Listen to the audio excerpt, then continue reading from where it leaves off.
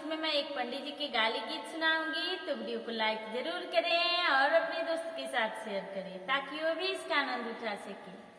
यदि मेरे चैनल पे नए हैं तो प्लीज चैनल को सब्सक्राइब करके सपोर्ट करें, ये आपका चैनल है।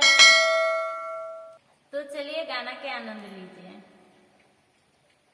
हमारा गाना में अइले बकलोल बाबाना, हमारा गाना में अइले बकलोल बाबाना।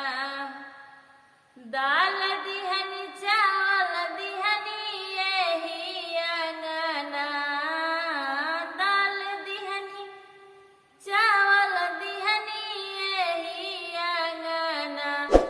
दूगो अलुई खातिर लवले ठकठिल बाभाना, दूगो अलुई खातिर लवले ठकठिल बाभाना।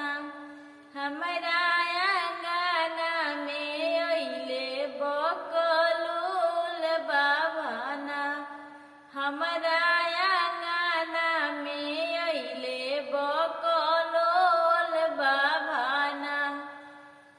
100 रुपया दिहनी 50 रुपया, 100 रुपया दिहनी हम यही अंगना। एगो अठनी खातिर लवले ठकठिल बाभाना, एगो